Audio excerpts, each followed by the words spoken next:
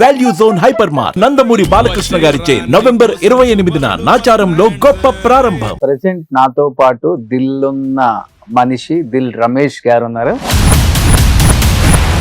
ఒక మంచి డైలాగ్ చెప్పొచ్చు కదా. రోషన్ ఇంటర్వ్యూకి వెళ్తున్నానంటే చాలా మంది పెద్ద వ్యూవర్షిప్ ఉంది, అసలు ఆ దాంట్లో నీకు వచ్చే ఇది వేరేగా ఉంటదని చెప్పారు. ఓకే, నేను కూడా కొన్ని సినిమాల కంటే ఎక్కువ పేరు ఇంటర్వ్యూ ద్వారా వస్తుందని నేను నమ్మి వచ్చాను. Thank you so much. ఏందిరా చంపేసిన అన్నే ఎట్లా చంపినావురా వాడిని? ఏట కొడవలతో చంపేసినావా, సింహ బొమ్మలతో ముక్కలు చేసినావా? తీసుకోవడానికి చిన్న ముక్కైనా మిగల్లేదా? నుండి సూర్యుడు ఎప్పుడు వస్తాడా, నా కొడుకుల జీవులు ఎన్నడూ కానొస్తాయా అని దినాము మేడ మీద కూర్చొని ఆశతో ఎదురు చూస్తున్నారా? వా, ఏం చెప్తారు ఈ 27 years జర్నీ గురించి? 280 మంది రెసిడెన్షియల్ ఉన్న కృష్ణ చైతన్య రెసిడెన్షియల్ అనే స్కూల్ ని 12 lakhs కి అమ్మేసి వచ్చాను నేను. తర్వాత తెలిసింది అన్నపూర్ణ స్టూడియో దగ్గర ఒక రోజంతా ఉండి గేట్లో నుంచి లోపలికి వెళ్ళలేక అక్కడ వచ్చి వెయిట్ చేస్తున్నప్పుడు నేను మొట్టమొదటిసారిగా చూసిన యాక్టర్ చంద్రమౌళి గారు. ఆయన ఏంటంటే నేను ఇదే చెప్పాను, ఇట్లా వదిలేసి వచ్చాను సార్ నేను, పండబూతులు తిట్టాడు. నేను విన్నాను మీరు తెచ్చిన సూట్ కేసు అప్పుడున్న కొంతమంది డైరెక్టర్స్, కొత్తగా వచ్చే అప్కమింగ్ హీరోస్ మోసం చేసి సూట్ కేసు మింగేశారు అని చెప్పేసి నేను విన్నాను. అంటే ఇంత డీటెయిల్గా ఎక్కడ చెప్పలేదు, మన ఇంటర్వ్యూలో చెప్తున్నాను. చిన్న క్యారెక్టర్స్ చేసుకుంటున్నప్పుడు వచ్చే రెమ్యునరేషన్ జాగ్రత్త పరుచుకొని కొన్న ఆస్తులేనా? ఇక్కడ ఫామ్ హౌస్ బాగున్నాయి కదా మీరు. ఏం చెప్పాలా, ఆడియన్స్ అంతా నిజం అనుకోని ఐటీ వాళ్ళు ఏం రాలే, అంత బయటేగా. ఖాళీ దొరికినప్పుడు ఫామ్ హౌస్ కి వెళ్ళి వ్యవసాయం చేసుకుంటారు. మీరే ఫార్మింగ్ చేసుకుంటారు కదా కొంతవరకు. ఏమేమి వేశారు ఇప్పుడు ఇక్కడ? వెళ్దాం మనం ఒకసారి.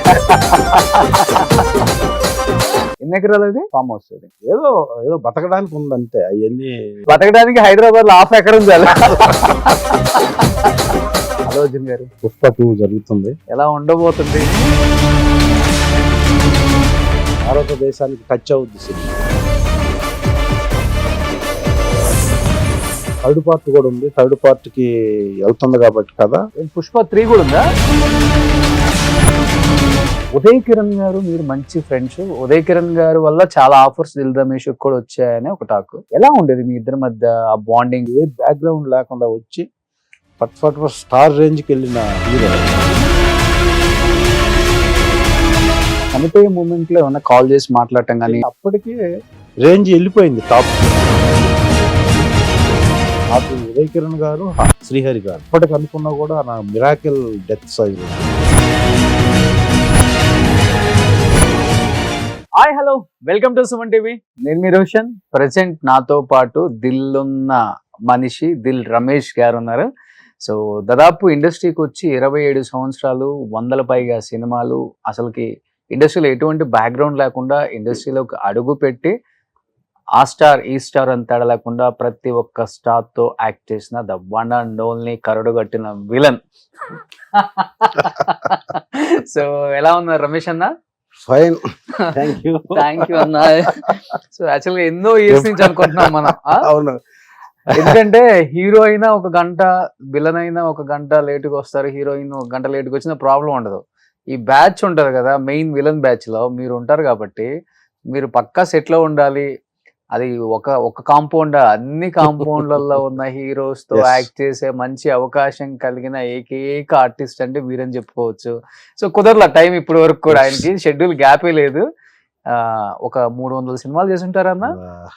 249 రాసుకుంటున్నారన్నమాట. అయ్యో సూపర్. క్రెడిబిలిటీ కోసం ఈ ఫీల్డ్ కి వచ్చాం కాబట్టి అన్ని లెక్కలు పక్కాగా ఉంటాయి. అంతే. సో దిల్ రమేష్ అన్న, మీరు ఇంటర్వ్యూస్ కూడా తక్కువే కాబట్టి, ఎందుకంటే హీరో హీరోయిన్ ని అందరం చూస్తాం, డైరెక్టర్ అందరం చూస్తాం, కానీ ఆ తెర వెనక మీరు పడే కష్టాలు ఎన్ని ఉంటాయి అంటే, కొట్టించుకోవాలి, దెబ్బలు తగులుతుంటాయి, మనం కళ్ళతో చూస్తే గానీ తెలుస్తుంది. కాబట్టి వినే వాళ్ళకి మాకు తెలియదు పెద్దగా, వాళ్ళు వీళ్ళు చెప్తుంటాయి. కాబట్టి ఏం చెప్తారు ఈ 27 years జర్నీ గురించి మీ మాటల్లో? నేను యాక్చువల్గా ఎంఎడ్ అయిపోయి ఎకనామిక్స్ లెక్చరర్గా పనిచేస్తూ ఒక సక్సెస్ఫుల్గా ఒక రెసిడెన్షియల్ స్కూల్ రన్ చేస్తూ ఈ మొత్తం వదిలేసి నటించడం అన్న దాని మీద ఉన్న ఇంట్రెస్ట్తో నేను హైదరాబాద్ వచ్చాను. అంతే. 96లో ఆ వచ్చిన తర్వాత తెలిసింది ఫిల్మ్ ఇండస్ట్రీ అంటే ఏంటి, ఫిల్మ్ ఇండస్ట్రీలో ఎలా ఎలా మనం ఎంత ట్రై చేసినా యాక్టర్ అవ్వటం కష్టం అనేది నాకు ఫస్ట్ ట్రై చేసిన 3-4 డేస్లో తెలిసింది. ఇంకేం చేయాలి, వచ్చాం, ఎండి తెర మీద చూడండి నన్ను అనే స్లోగన్ అక్కడ పాస్ చేసి మా ఊర్లో వచ్చాం కాబట్టి మళ్ళా తిరిగి ఇంటికి వెళ్ళటం ఇష్టం లేక ఇక్కడే ఉండి, ఎంత పెట్టుకొని వచ్చారు జోబులు? ఎంత జోబులు పెట్టుకుని అంత కాదు, బ్రీఫ్ కేసులో వచ్చాం. డబ్బులు స్కూల్ నేను అమ్మేశాను. నాది Okay. రెసిడెన్షియల్ స్కూలు 12 lakhsకి అమ్మేసి, అప్పుడులోనే అప్పట్లో 12 lakhs 280 మంది రెసిడెన్షియల్ ఉన్న కృష్ణ చైతన్య రెసిడెన్షియల్ అనే స్కూల్ని వదిలేసి వచ్చా నేను డబ్బు మీరే తీసుకొని. ప్రిన్సిపల్, మీరే ఓనర్. నేనే కరస్పాండెంట్, నేనే ప్రిన్సిపాల్. ఓకే. ప్లస్ మళ్ళీ నేను చదివిన కాలేజీలో ఎకనామిక్స్ లెక్చరర్గా పనిచేసేవాడిని. అవన్నీ వదిలేసి వచ్చాను నేను. అంటే ప్రజానాట్య మండలిలో ఏదో కొంచెం ఉన్న ఎక్స్పీరియన్స్తో మన హైదరాబాద్లో వెళ్ళి ఎక్కడన్నా షూటింగ్స్ జరిగే దగ్గర కనపడితే మనల్ని తీసుకొని మనకు అవకాశం ఇచ్చేస్తారు అన్నంత నాలెడ్జి అప్పట్లో 96, 97లో. ఈ సూట్ కేసు పట్టుకొని ఇంకా హైదరాబాద్ అంతా స్టూడియోల చుట్టూ తిరిగేస్తున్నారు అనమాట. అలా లేదు కానీ ఆ.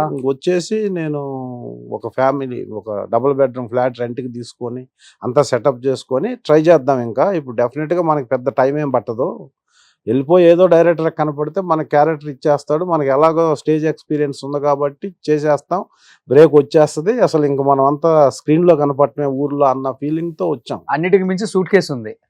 డబ్బులు సూట్ కేసు ఉంది, సరే మనకి ధైర్యం ఉంది. అది ఓకే. తర్వాత తెలిసింది, అన్నపూర్ణ స్టూడియో దగ్గర ఒక రోజంతా ఉండి గేట్లో నుంచి లోపలికి వెళ్ళలేక, ఫిల్మ్ ఛాంబర్లో ఒక రోజంతా ఉండి ఒక ఆర్టిస్ట్ చెప్పిన విధానం అదంతా చూసి మైండ్ ఒక్కసారి ఫ్రీజ్ అయిపోయింది. ఇలా ఆయన అతను నాకు చంద్రమౌళి అని ఒక ఆర్టిస్ట్, పేరు చెప్పాలి, ఈ మధ్యన ఆయన స్వర్గస్థులు అయ్యారు. ఆయన నేను ఫస్ట్ టైం చూశాను అక్కడ ఫిల్మ్ ఛాంబర్లో. నేను ఊర్లో ఉన్నప్పుడు ఆయన కూడా పెద్ద ఆర్టిస్ట్, పెద్ద యాక్టర్ నా దృష్టిలో. ఎందుకంటే ముత్యాల సుబ్బయ్య గారి సినిమాల్లో, చాలా సినిమాల్లో నేను చూస్తుండేవాడిని. నా ఇమాజినేషన్ ఏంటంటే హైదరాబాద్ సిటీలో తను కూడా ఒక కారులో తిరుగుతుంటాడు అని నేను అనుకున్నది.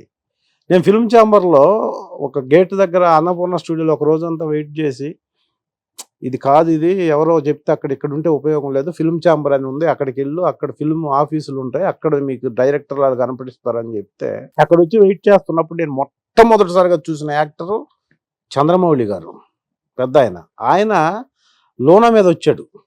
చిన్నది లోనా, టీవీఎస్ 50 కూడా కాకుండా లోనా అని ఒక బండి చిన్నది, ఆ బండి మీద వచ్చాడు.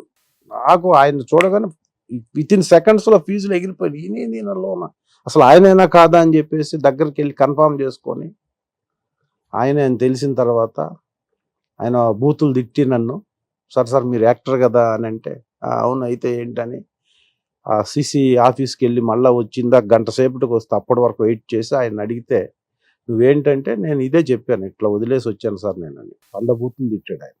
ఎందుకు వస్తారాయా మీరు, మేము ఇలాగే వచ్చి ఇదిగో ఇలా కాదు సార్, మీరు చాలా సినిమాల్లో చూసాము, ఈ లోన మీద వచ్చారేంటి సార్ అన్న. ఫస్ట్ ఆయన అన్న డైలాగ్, వీళ్ళు ఇచ్చే ఒక ఫిగర్ చెప్పాడు, ఒక అమౌంట్ చెప్పి రోజుకి నాకు ఇంత ఇస్తారు, ఆ అమౌంట్కి మేము దీని మీద తిరగటం ఎక్కువ, నేను ఇంకా బెటరు దీని మీద తిరుగుతుంది, చాలా మందికి ఇది కూడా లేదు అని వెళ్తుంటారు, నేను ఇంకా బెటర్ పొజిషన్లో ఉన్నాను కాబట్టి ఈ బండి మెయింటైన్ చేస్తున్నాను అని. మీరు వెళ్ళిపోండి, మీరు చదువుకున్నారు చక్కగా, స్కూల్ అంటున్నారు, కాలేజీ అంటున్నారు, లెక్చరర్ అంటున్నారు, మీకేం కర్మమ్మా ఇది, ఇమ్మీడియట్గా వెళ్ళిపోయి అది మెయింటైన్ చేసుకోండి, ఇక్కడ ఏమీ కాదు, ఏమీ జరగదు అని చెప్పి చాలా నెగిటివ్గా గంట సేపు చెప్పి వెళ్ళిపోయాడు ఆయన.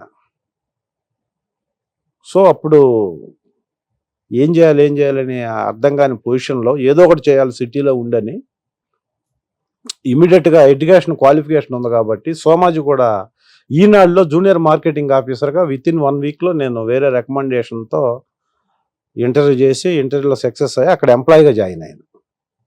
ఈనాడు సోమాజీ కూడా జాయిన్ అయ్యి 5 months చేస్తున్నప్పుడు, అంటే ఇంత డీటెయిల్గా ఎక్కడ చెప్పలేదు, మన ఇంటర్వ్యూలో చెప్తున్నాం ఈ స్ట్రగుల్స్ అని. ఎందుకంటే ఇప్పుడు అప్కమింగ్ చాలా మంది ప్రొఫెషనల్స్ వచ్చేస్తున్నారు, వేలాది మంది వస్తున్నారు. ఈ స్ట్రగుల్ ఇప్పుడు ఉంది, అదే ఇప్పుడు ఇంకా ఎక్కువ ఉంది స్ట్రగుల్. సో నేను ఈనాడులో జాయిన్ అయిన 5 months అయిన తర్వాత రెగ్యులర్ అవుతున్న టైంలో నాకు మా కొలిగ్ ఒక అతను వేరే ఫిల్మ్ ఇండస్ట్రీకి సంబంధించిన ఒక ల్యాబ్ ఉంది, చిన్న ల్యాబ్. ఆ ల్యాబ్లో ఒక చిన్న ఇంటర్మీడియట్ చదివిన కుర్రోడు కావాలంట ఏదో ఆర్గనైజ్ చేయడానికి, ఒక అసిస్టెంట్ మేనేజర్గా. నీకు తెలిసిన వాళ్ళు ఎవరన్నా ఉంటే నా పేరు చెప్పి అక్కడికి ఇంటర్వ్యూకి పంపి సెలెక్ట్ అయితే తీసుకుంటారు వాళ్ళు అని చెప్పాడు. ఏంటంటే అతను చెప్పింది ఫిల్మ్ ఇండస్ట్రీకి సంబంధించిన ల్యాబ్ ఒకటే చెప్పాడు. ఫిల్మ్ ఇండస్ట్రీకి సంబంధించింది అయితే మనం వెళ్ళిపోవచ్చు కదా అని చెప్పి సండే నేను వెళ్ళాను డైరెక్ట్గా ఆ అడ్రస్ను పట్టుకొని ఆ ఇంటర్వ్యూకి. అది ప్రసాద్ ల్యాబొరేటరీస్ ఎండి అయిన నాగినీడి గారు సొంతంగా పెడుతున్న ఒక ల్యాబ్. అప్పట్లో ఆయన కూడా ఆర్టిస్టే కదా. ఆయన తర్వాత అయ్యాడు ఆర్టిస్టు. అప్పుడు ప్రసాద్ ల్యాబ్ ఎండి ఆయన. నేను వెళ్ళి ఆయనతో డైరెక్ట్ ఫేస్ టు ఫేస్ మాట్లాడినప్పుడు ఆయన నేనే ఈ ల్యాబ్ పెడుతున్నాను, నువ్వెవరు ఏంటంటే ఇట్లా సో చెప్పాడండి, నేను చేస్తాను మీ దగ్గర అంటే.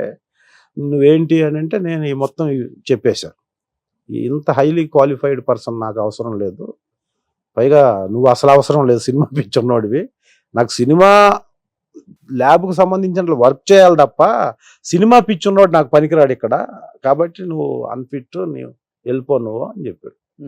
చెప్తే నేను ఎక్స్ప్లెనేషను, నేను ఎందుకు వచ్చాను, ఏమవుతాను నేను, ఇదంతా ఎక్స్ప్లెయిన్ చేసిన దాంట్లో ఆయనకు నచ్చినా కూడా ఆ జాబ్ ఇవ్వటం ఇష్టం లేక ఆయన ఏం చెప్పాడంటే ఫర్ మంత్ 1300 ఇస్తాను, అప్పట్లో city bus pass 180 rupees, general city bus pass 180 rupees, plus నువ్వు దూరం నుంచి వస్తావు కాబట్టి దిల్షునగర్ నుంచి పంజాగుట్ట, ఇప్పుడు Panjagutta police station back side ఇప్పుడు పెట్రోల్ బంక్ ఉంది, సేమ్ ప్లేస్లో 4 floors బిల్డింగ్ ఉండేది అప్పుడు.